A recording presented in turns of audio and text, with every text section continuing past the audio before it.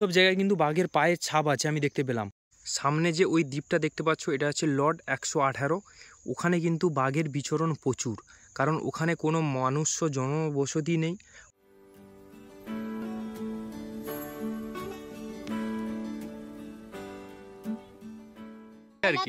বাঁধ ভেঙে চলে গিয়ে বাঁধ পড়ে গেছে, সরকার বলে টাকা দেবো বলে সরকার কিছু আমাদের দেয় না বাবা আজ অবধি। সবাইকে সুন্দরবন থেকে আমি সুদীপ, আর তোমরা দেখছো সুদীপ বারিক ইউটিউব চ্যানেল। তো সুন্দরবনের নতুন একটা পর্বতে তোমাদের সবাইকে সুস্বাগতম। আমি এখন যে জায়গায় আছি সুন্দরবনের একটা উপকূলীয় যে জায়গা, তার একদম নদীর পাড়ে। আর দেখতে পাচ্ছ যে এখন নদীর পাশে দাঁড়িয়ে আছি, আর এখন ভাটা, তার জন্য জলটা অনেক কম।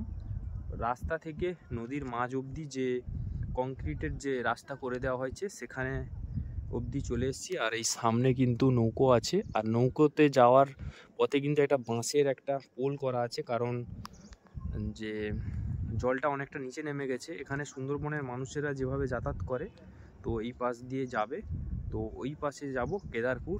তো চলো আমরা কন্টিনিউ ব্লগটা দেখতে থাকো, অবশ্যই সব কিছু জানতে পারবে কোথায় আজকে যাই।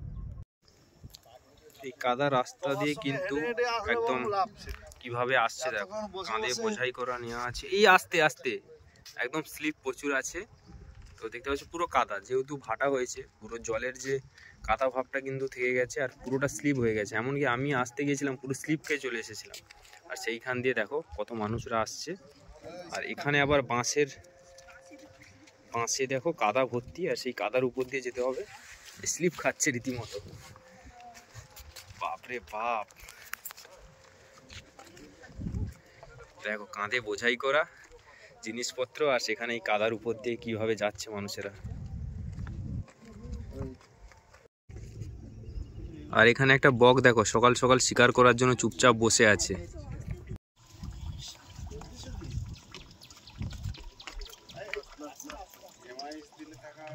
দেখো একটা বয়স্ক ঠাকমা কিন্তু কিভাবে আসছে দেখো, আর ওইদিকে কিন্তু বাইকও নিয়ে আসছে এই কাদার উপরে। আর ওইদিকে দেখতে পাচ্ছ তোমরা রাস্তা, আর এই পাশ দিয়ে কিভাবে আসছে দেখো।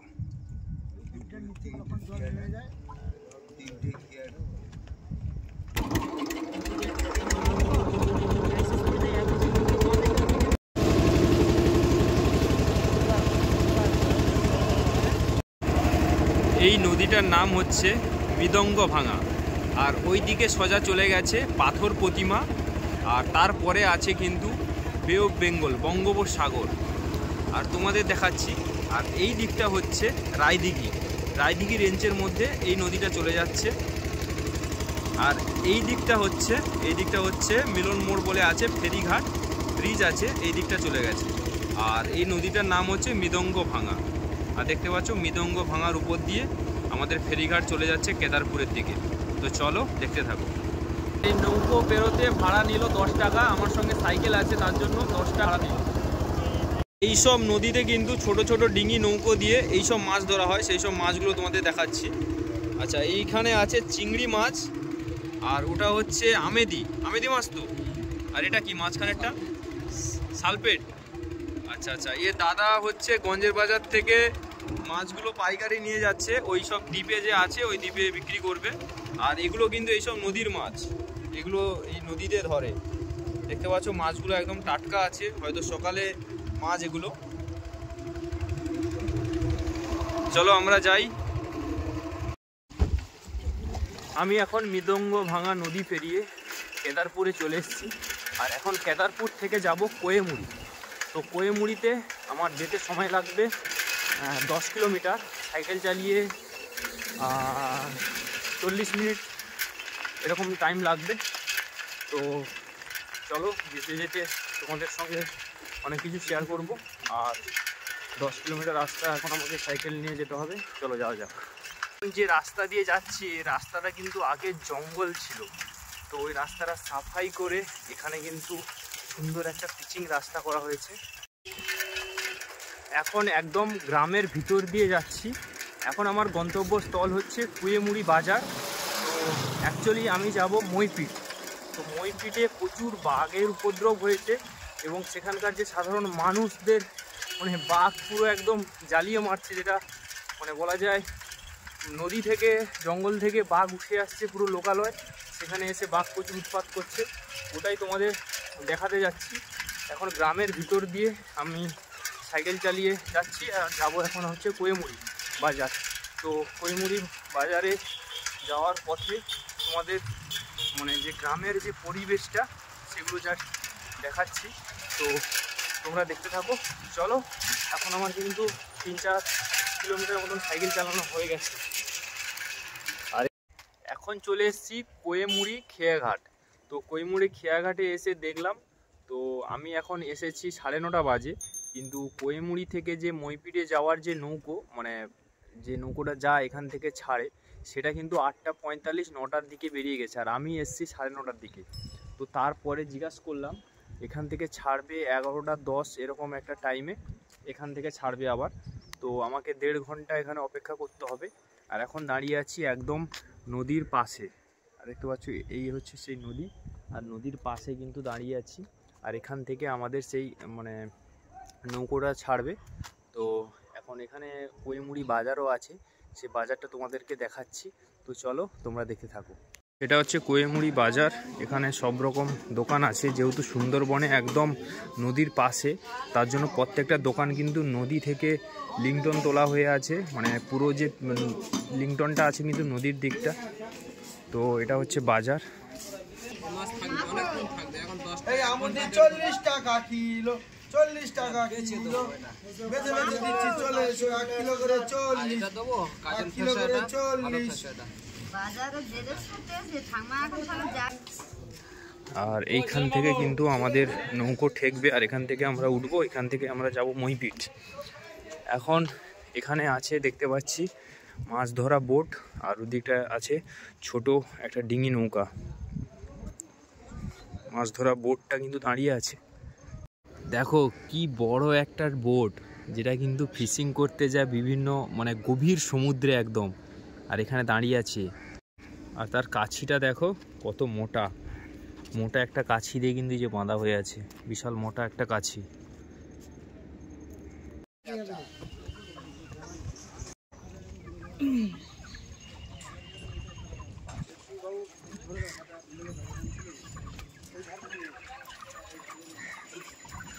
আর এই বোটগুলো কিন্তু বেরিয়ে যায় গভীর সমুদ্রে মাছ ধরার উদ্দেশ্যে, 10-15 দিন ধরে বেরিয়ে যায়, তো আবার মাছ টাছ ধরে চলে আসে। কিন্তু এইগুলো কিন্তু সব মাছ ধরতে যায় নদীতে, আর এখন মাছ ধরে চলে এসছে।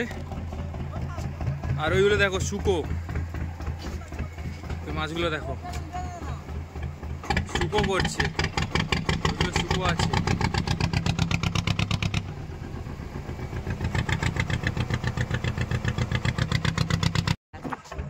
তো ফাইনালি এখন নন্দীর ঘাট অর্থাৎ মইপিটে যাওয়ার জন্য আমি নৌকোতে উঠে গেছি। আর এ ভাইয়েরও বাড়ি হচ্ছে মইপিট। তো এখন যে ঘাটটায় ঠেকছে এটা হচ্ছে দমকলের ঘাট, এটা হচ্ছে রায়দিঘি রেঞ্জের মধ্যে পড়ছে, আর আমরা যাব ওই দিকটা মইপিট। তো চলো। আর এই যে মানে খেয়াটা যাচ্ছে এটা হচ্ছে আর খেয়া, এটা হচ্ছে ওই দমকলের ঘাট থেকে কোয়েমুড়ি যে বাজার ওই অবধি যায়।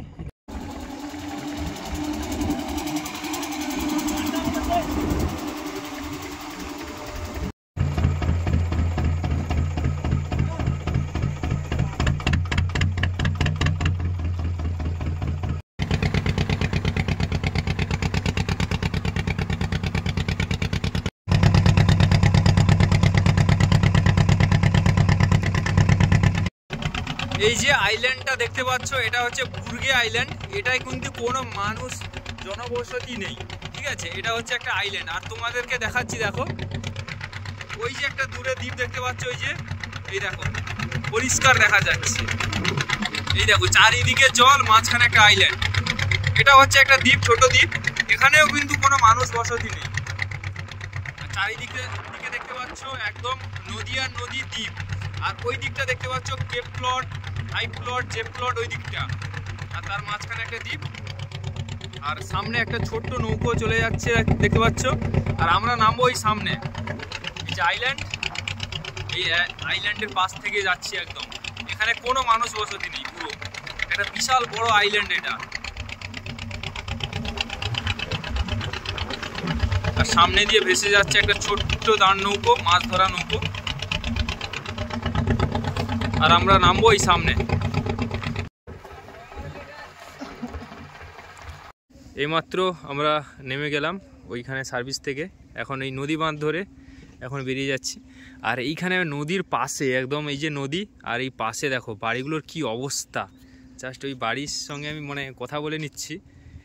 এই যে বাড়িটা, দাদা আপনাদের তো বাড়ির এই অবস্থা, এরকম অবস্থা কেন? এরকম অবস্থা কেন? গরিব মানুষ, খাটাখাটি যতক্ষণ করি ততক্ষণ খাই। এটা তো একদম কিছুই নেই বাড়ি পুরো। এই বাড়িটা মানে এমনিতে কলকাতায় কাজ করি, আচ্ছা, মাঝে মাঝে এসে এই ঘরে থাকি। তা এখন তো আর ঘর, এই খড় কিনে নিয়ে ঘর ছাইতে হয়। ও এটা খড় ছাইছেন তাই তো? হ্যাঁ, ঘরটা ছাইছি। ও আপনার কোনো দান পাই না বাবা, আমরা নদীর ধারে বাড়ি এলে আমরা কোনো দান পাই না। মানে আপনাদের যে জমিনগুলো সব মানে বন্যাতে সব বাঁধ ভেঙে পুরো এ হয়ে গেছে আর কি। বাঁধ ভেঙে চলে গিয়ে বাঁধ পড়ে গেছে, সরকার বলে টাকা দেবো বলে সরকার কিছু আমাদের দেয় না বাবা আজ অবধি। সব জমি নদীতে চলে গেছে আর কি। ওই অল্প একটুকুনটা আছে, কি অবস্থা। বাস্তর এই পুকুরে আছে, সব চলে গেছে।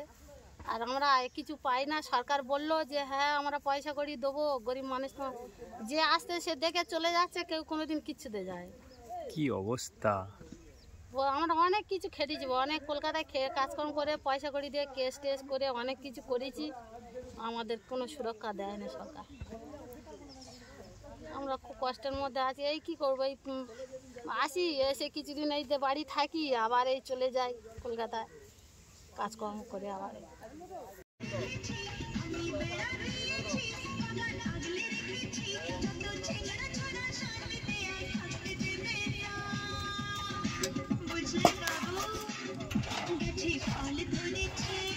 সমুদ্র থেকে যে সাদা বালিটা সেটা কিন্তু সুন্দরবনের এই দ্বীপে নামছে, সেখান থেকে দেখতে পাচ্ছ অনেকজন কিন্তু সেই মানে মালগুলো নামাচ্ছে, সেগুলো তোমাদেরকে দেখালাম। ফাইনালি বন্ধুরা আমি কিন্তু ঠাকুরার নদীর পাশে চলে এসেছি। আর সেই ঠাকুরার নদীর পাশে কিন্তু যে দ্বীপ আছে লর্ড 118, সেই দ্বীপে কিন্তু বাঘের আনাগোনা প্রচুর। সুন্দরবন নামের মধ্যে কতটা সৌন্দর্য জড়িয়ে আছে, কিন্তু এখানকার মানুষ তাদের জীবনযাপন কতটা কষ্টে চালিয়ে নিয়ে যায় সেটা আপনারা না দেখলে কিংবা না নিউজ চ্যানেলে কিংবা এখানে না এসে দেখলে আপনারা বিশ্বাস করবেন না। ওটা হচ্ছে লট 118, যেটা হচ্ছে বাঘের রাজত্ব কিংবা বাঘের যেটা আঁতুড়ঘর বলতে পারেন। আর এই ছোট্ট নদীটা পেরিয়ে কিন্তু বাঘ চলে আসে অনায়াসে গ্রামের ভিতরে। কিছুদিন আগে কর্ণধর মণ্ডল নামে একজন মানে কি বলা যায়, মানে আমার বলতেও কষ্ট লাগছে, একজন যুবক ইয়াং ছেলে যার বাড়িতে আছে স্ত্রী আর 5 বছরের একটা কন্যা, সে কিন্তু বাঘের আক্রমণে মৃত হয়েছে। আর তার বাড়িতে আছে বৃদ্ধ বাবা। আর সে গিয়েছিল নদীতে জীবিকা করতে, মাছ কাঁকড়া ধরতে, সেখানে গিয়ে কিন্তু প্রাণ হারিয়েছে। আর এই জঙ্গলটা হচ্ছে ভয়ঙ্কর জঙ্গল, আর এখানকার মানুষেরা সন্ধ্যা হলে বাইরে বেরোয় না। আর আপনাদের দেখালাম নদীর এই পার থেকে ওই পারে বাঘের জঙ্গল, কারণ ওই জঙ্গলে নো ম্যানস আইল্যান্ড, ওখানে কোনো মানুষ বসবাস করেন না। আর এই যে বাঁধটা হচ্ছে, এই বাঁধে কিন্তু বাঘ উঠে চলে আসে। তো আপনাদের দেখালাম যে আমার বাড়ি থেকে এই বাঘের জঙ্গল কিংবা লর্ড 118 কিভাবে আমি এসছি, কিংবা এখানকার যে ঘটনাটা জঙ্গল বাঘের পায়ের ছাপ, সেগুলো আপনাদের দেখালাম। অবশ্যই আপনারা বুঝতে পারছেন যে এখানকার মানুষ কতটা কষ্টে জীবনযাপন করছে।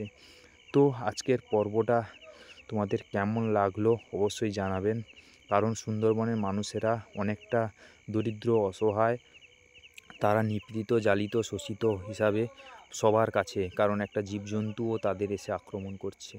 তো আপনারা সবাই ভালো থাকবেন, সুস্থ থাকবেন।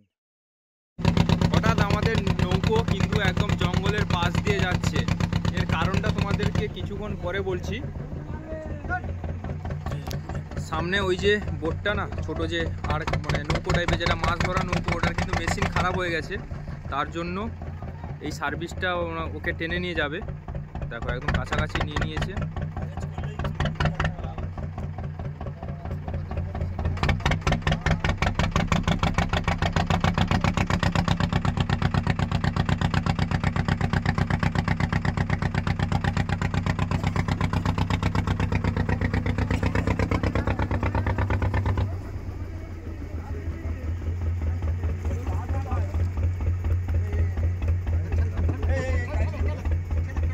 ছোট নৌকোটা খারাপ হয়ে গেছে, ইঞ্জিন খারাপ হয়ে গেছে।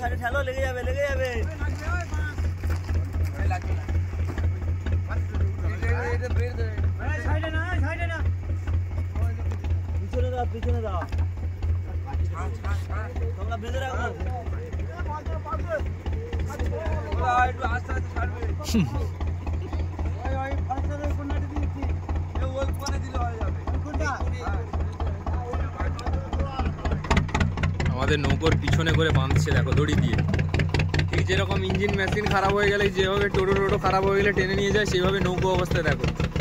এই নদীতে কিন্তু একটা নৌকো বিপদে পড়ে গেছে, ইঞ্জিন খারাপ হয়ে গেছে, আর এখানকার মাঝি ওনাই কিন্তু টেনে নিয়ে যাচ্ছে দেখো।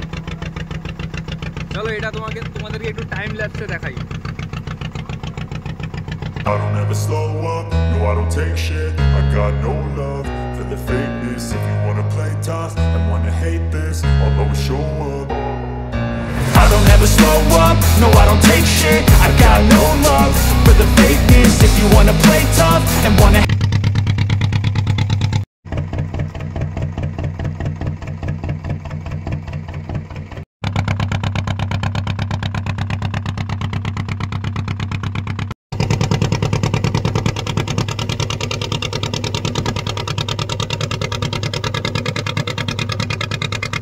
ফাইনালি আমরা চলে এলাম কুয়েমুড়ি বাজার। দেখতে পাচ্ছ নদীপথে অনেকক্ষণ জার্নি করার পরে এটা কিন্তু আলাদা ধরনের একটা এক্সপিরিয়েন্স, নদীপথের যে ট্রাভেলসের ব্যাপারটা। বাবা কি আওয়াজ দিচ্ছে। আজকের মতন নৌকো জার্নি আমাদের এখানেই শেষ হলো, কারণ এবার কুয়েমুড়ি বাজারে আমরা উঠবো। তো নৌকো জার্নিতে অনেক কিছু এক্সপিরিয়েন্স হয়েছে, অভিজ্ঞতা হয়েছে, অনেকগুলো দ্বীপকে কাছ থেকে দেখতে পেয়েছি যেখানে কোনো মনুষ্য বসতি নেই। তো চলো আবার কোনো একটা ইন্টারেস্টিং ভিডিওতে তোমাদের সঙ্গে দেখা হবে।